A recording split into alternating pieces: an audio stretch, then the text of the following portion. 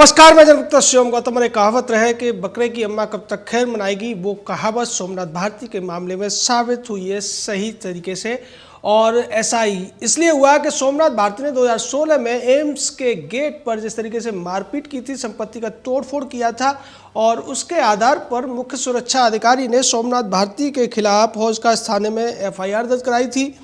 इस पूरे के पूरे मामले में जो धाराएं लगाई गई थी वो थी 323, 353 और 143। इन सभी धाराओं में सोमनाथ भारती के खिलाफ आरोप साबित हो चुके हैं और उन्हीं के आधार पर chief metropolitan magistrate Ravindra Kumar Pandey की अदालत ने आज सोमनाथ भारती को 2 साल की सजा और 1 लाख का जुर्माने सुना दिया है। निश्चित तौर पर ये सब उसको भरने पड़ेंगे। हालांकि यहाँ पर एक बात विशेष उल्लेखनीय है कि ऐसे मामलों में जहाँ 3 साल से कम की सजा होती है, कोर्ट द्वारा जमानत दे दी जाती है आरोपी को कि वो ऊंची अदालत में यानी कि हाई कोर्ट में अपील कर सके। तो इसी के आधार पर 20,000 के मुचलके पर सोमनाथ भारती को अपील करने के लिए जमानत भी मिल गई है।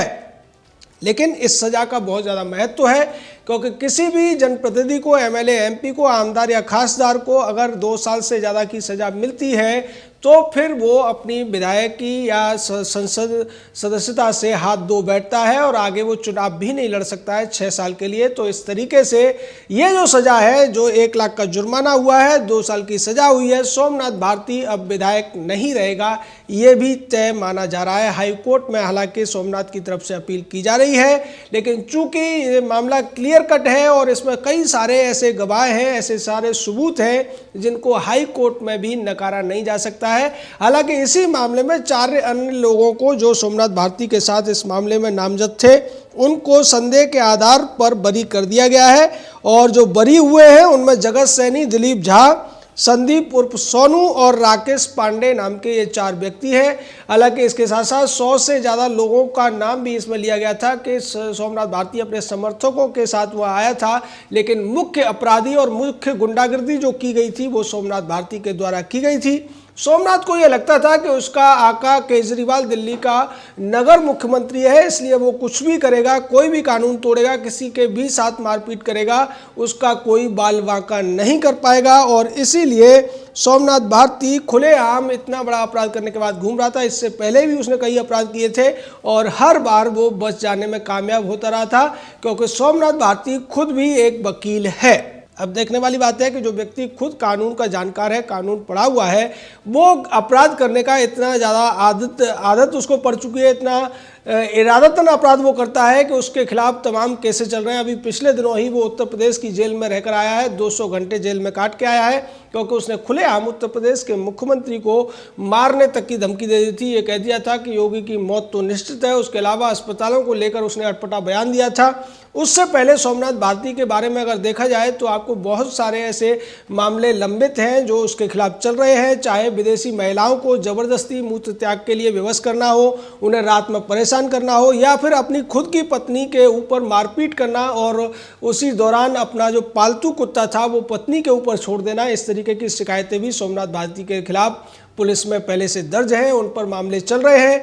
इसके अलावा सोमनाथ भारती ने जो उत्तर प्रदेश में किया है, या दूसरे एक टीवी एंकर के साथ जो इसने अभद्रता की थी, वो भी कोई भूले नहीं है कि उसने किस तरीके से एक टीवी एंकर को ये कह दिया था कि तुम जाकर धंधे पर बैठ जाओ, दलाली करो। इस तरीके की बातें सोमनाथ भारती करता है और सोमनाथ भारती इन सब बातों का इतना आदी हो चुका है कि अब मजबूर होकर चीफ मेट्रोपॉलिटन मजिस्ट्रेट को सोमनाथ भारती को सजा सुनानी पड़ी। और इस सजा के बाद में केजरीवाल के मुंह पर भी एक करारा तमाचा लगा है, क्योंकि केजरीवाल सोमनाथ भारती को अब तक ईमानदारी का और चरित्र, उसका सच चरित्र का सर्टिफिकेट बांटता आया था, लेकिन अब खुद केजरीवाल को इस पर सफाई देनी पड़ेगी कि उसका एक विधायक खुलेआम गुंडागर्दी करता है। हालांकि केजरीवाल के कई सारे विधायकों के ऊपर इस तरीके के मामले चल रहे हैं जो गुंडागर्दी करते हैं। केजरीवाल का पिछले बार की जब विधानसभा थी उसमें संदीप कुमार नाम का एक विधायक तो लोगों को राशन कार्ड बनाने के बहाने सीधे सीधे बलात्कार के मामले किया करता था। तो इस तरीके से केजरीवाल के विधायकों की जो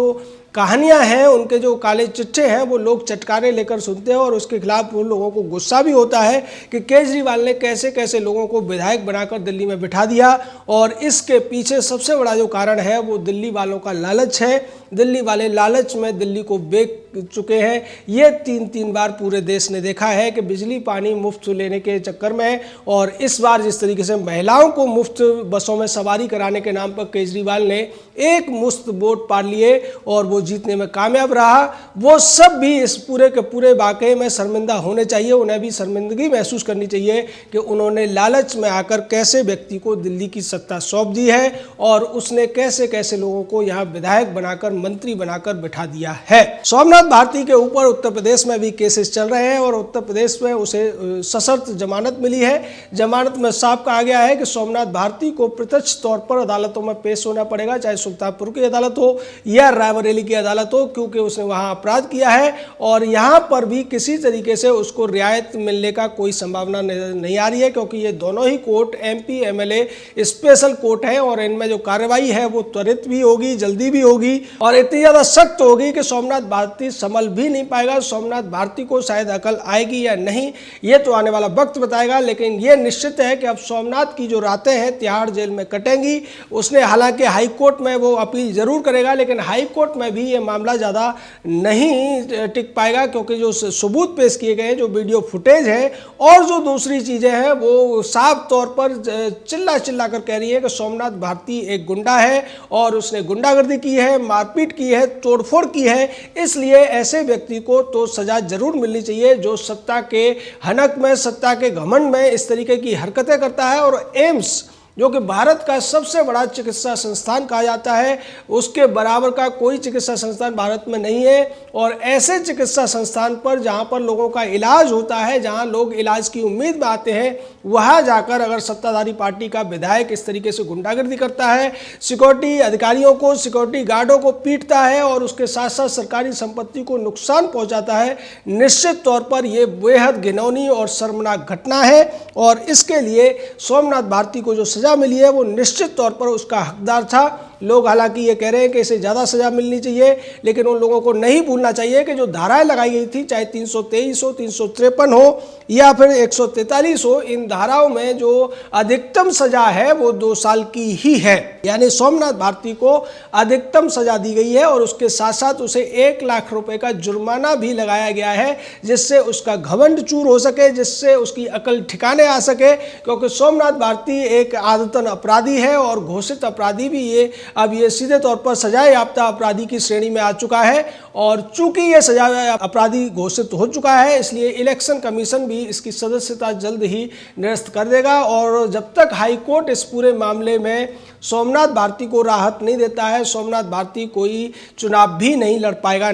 अब ये जो झटका है केजरीवाल के बाकी जो विधायक हैं जो इस तरीके की गुंडागर्दी करते हैं, मारपीट करते हैं या उपद्रव में शामिल रहते हैं, उनके लिए भी आंखें खोलने वाला है। जैसा कि भगवंत मान के बारे में कहा जाता है कि वो संसद में भी दारू पीकर आता है, और ऐसा कहने वाले खुद आम आदमी पार्टी के पूर्व जो सांसद थे वो थे, और उन्होंने ही खुलासा किया था कि भगवंत मान संसद में भी दारू पीकर आता है। और इस तरीके के विधायक सांसद जिस पार्टी में हो, उस पार्टी का जो नेता है, उस पार्टी का जो नगर मुख्यमंत्री है, वो अपने आप को भारत का ही नहीं पूरी दुनिया का सबसे बड़ा ईमानदार और सबसे सीधा साधा व्यक्ति दिखाने की कोशिश करता है। लेकिन लोग जानते हैं कि केजरीवाल की हकीकत क्या है, ये किस तरीके से लोगों को छलने का काम करता है, टोपी पहनाने का काम करता है, चंदा चोरी का काम करता है, और तमाम घोटाले भी केजरीवाल के ऊपर आरोप अब तक लगते रहे हैं। हालांकि केजरीवाल उनसे बचता रहा है, क्योंकि वो घोटालों की जो अमाउंट है उसको कम रखता है, और लोगों को ये लगता है कि केजरीवाल जैसा आदमी दिल्ली का मुख्यमंत्री इतना छोटा घोटाला क्यों करेगा। लेकिन अभी उसकी जो फहरिस्त है, लिस्ट है, वो भी उसी तरीके से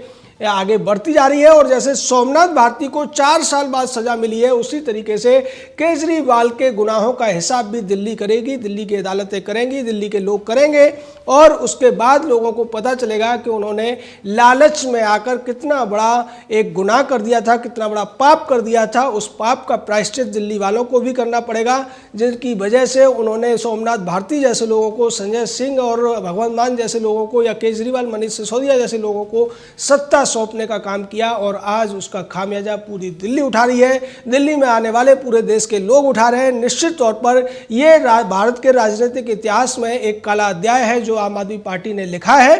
और इस काले अध्याय का जो अंत है वो अच्छा होना चाहिए और इसीलिए सोमनाथ भारती को सजा देकर chief metropolitan magistrate Ravindra Kumar Pandey ने एक मिसाल पेश की है। उम्मीद है कि आगे आने वाले दिनों में दूसरी अदालतें भी इसी तरीके से जो एमएलए एमपी गुंडागर्दी करते हैं, मारपीट करते हैं, सरकारी संपत्तियों को तोड़ने का काम करते हैं, उनके खिलाफ इसी तरीके के निर्णय सुनाएंगी।